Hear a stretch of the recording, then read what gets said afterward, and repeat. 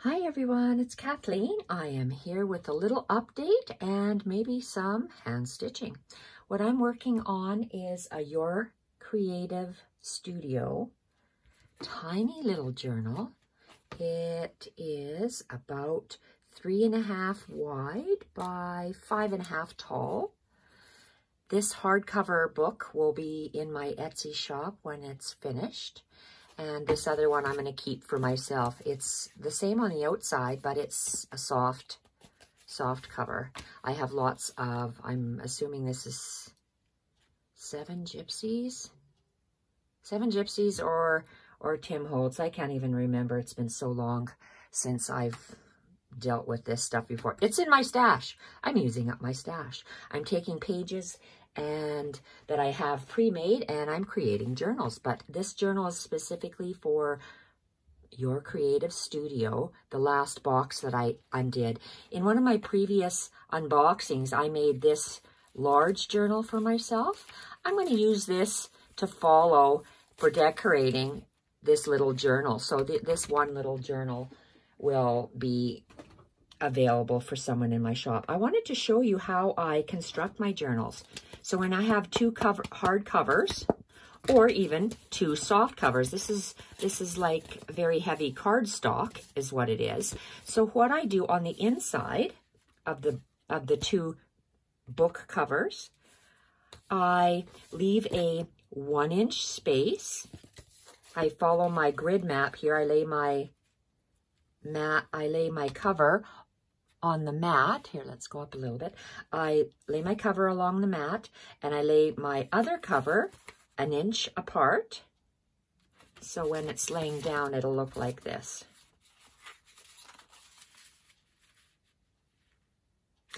I actually would lay my inside cover down, and it would be like so my inside of my cover is pointing up like this.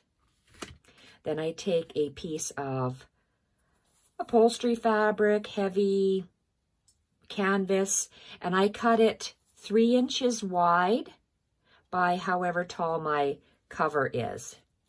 So I line up my covers. I usually put my bunny rabbits on the ends so they can weigh them down. And I take some tacky glue. Any kind of strong adhesion glue will work. And I put glue on the book covers. Then I take this piece of fabric and I lay it down, and it's glued. So what it looks like is this when it's glued on. So I have an inside piece of fabric like this, inside piece of fabric that is glued to my covers inside. On the outside, it looks like this. So on the outside, I get another piece of cloth like this for my spine. And because I love hand stitching so much, that's how I'm creating this cover. I'm going to make a hand stitched piece, and then I am going to spread my glue on the covers, just on the covers, not in here, just on the covers. And I would place it down when it's finished. Then when I sew in my signatures, how many ever signatures I have in here, 1, 2, or 3, whatever I decide, then that's how it'll be sewn on the outside here. It's usually a 3-hole pamphlet stitch.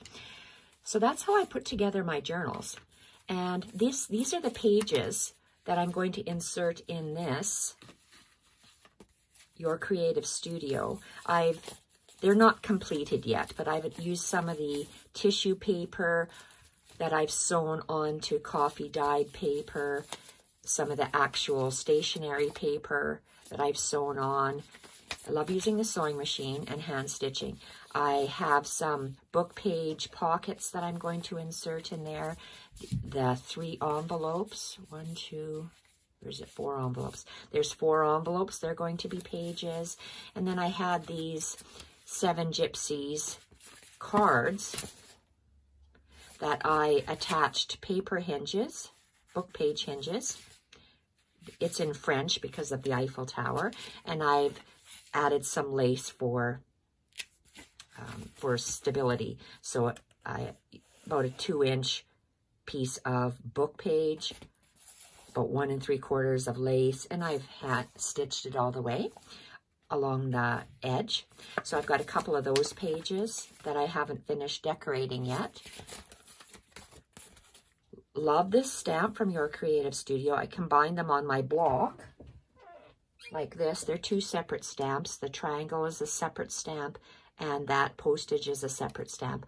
I love this. I'm going to be using it a lot in my journal making. This is also from this stamp from a previous Your Creative Studio, and it's on a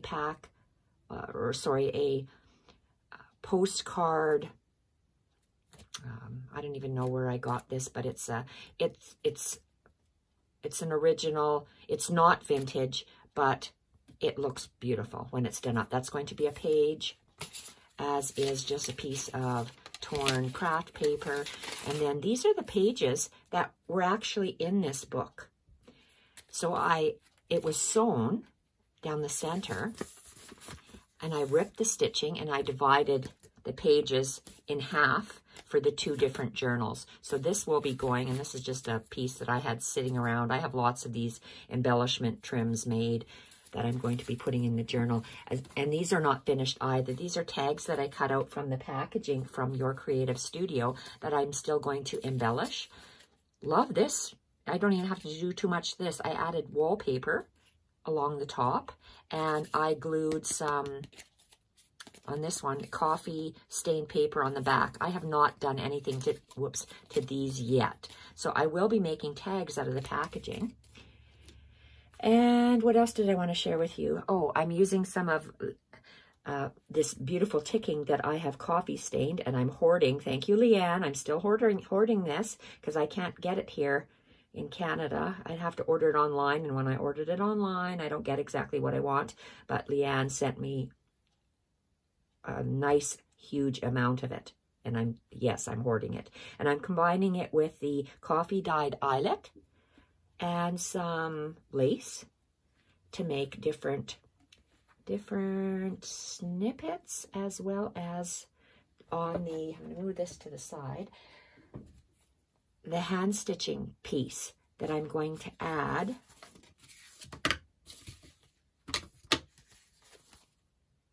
to the outside like this. So love how that looks.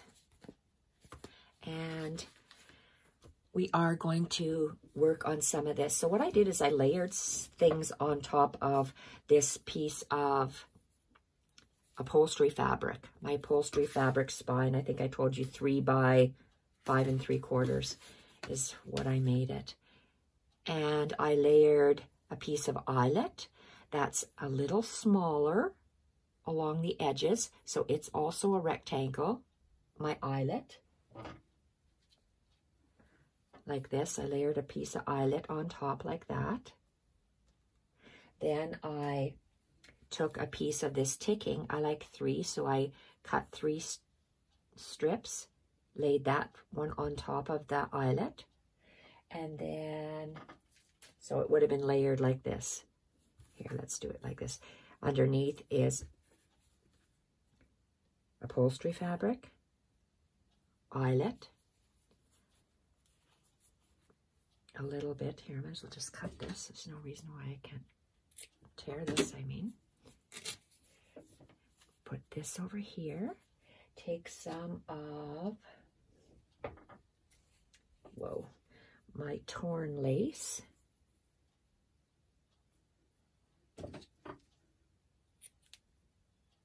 I snipped it, I tear a strip down my lace, then I cut both ends, and then I tear it, so that's how I get that done. And spread this open. So then I just laid this on top, and I don't have any eyelet, I don't have any Battenberg here, but if this was Battenberg, I would have laid a little Battenberg piece on top. And then this, so there's a Battenberg piece on top. Then there's a little little applique, that's ivory, of flowers. And then I have these crocheted navy blue flowers on top. So that's how I laid them on top here.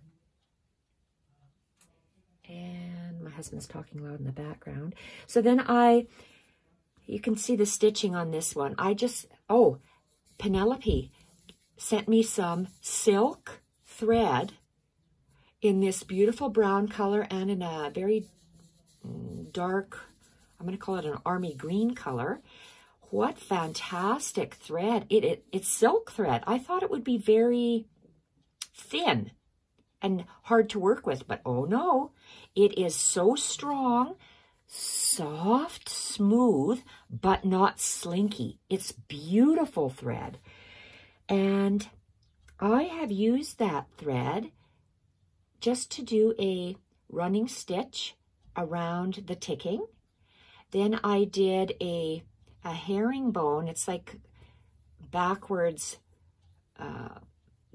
going downwards X's all the way around the lace piece. And then my Battenberg piece, I did a running stitch in the center of that cotton ribbon. And then I just did single lines on these leaves to tack it on, and then a tacking stitch on the flowers.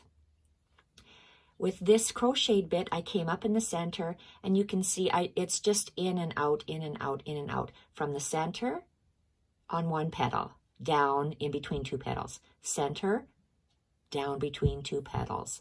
Come up, down between two petals. So I just attached it that way. So then I wanted to do some fancy stitching. I like bullion knots. So I have this Vivaldi thread that I ordered online. I love the color. Correction. I like the color. I like that it's variegated. I like that it's blue. Would I order it again? No, I'm just using it up. Why don't I like it? Just a matter of preference. I love pearl cotton. I love the slinkiness of pearl cotton. This has the feel of DMC crochet, not DMC cross-stitching thread, the 6-strand thread. And I prefer the pearl cotton. So I'm doing, I did 1, 2, 3, 4, 5 bullion knots, 3 bullion knots, and I'm going to do 3 bullion knots along the bottom. So I'm going to do one more bullion knot along this bottom. Have you held hostage here? So a bullion knot.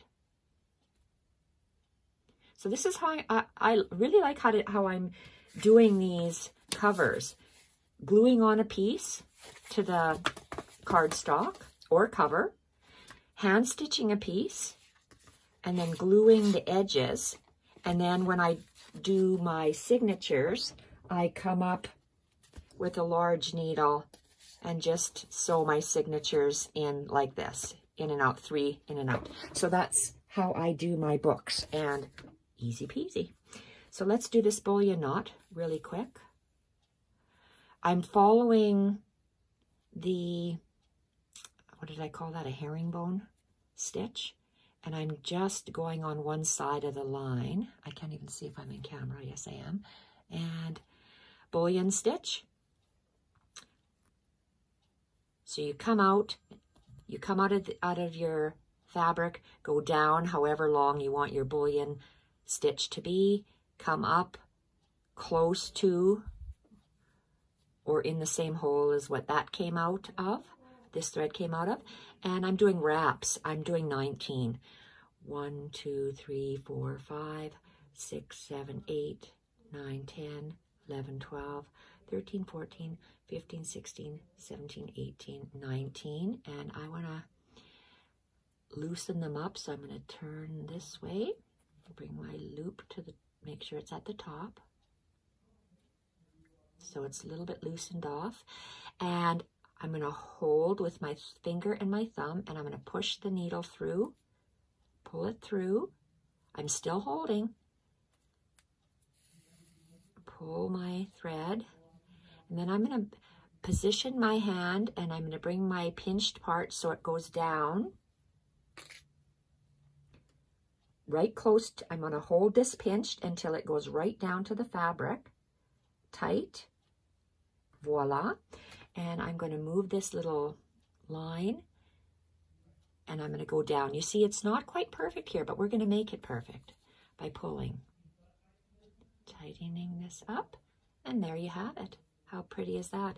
I'm going to tie a knot, I always do, at the end so it stays nice and snug. And that's my bullion knot. I want to do other type of stitching as well on here, and I'm not sure what, but I wanted to share this with you right now, and I think I'm going to go and get maybe some darker threads so it stands out more. I'm going to do some French knots and some X's and lines. I'm not sure what, but I'm going to do some more stitching on this.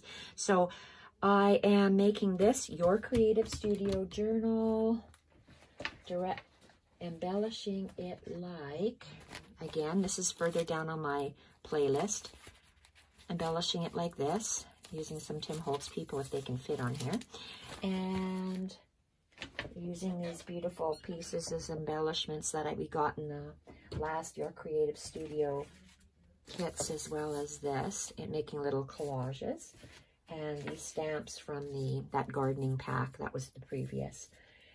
So what else? That's it for now.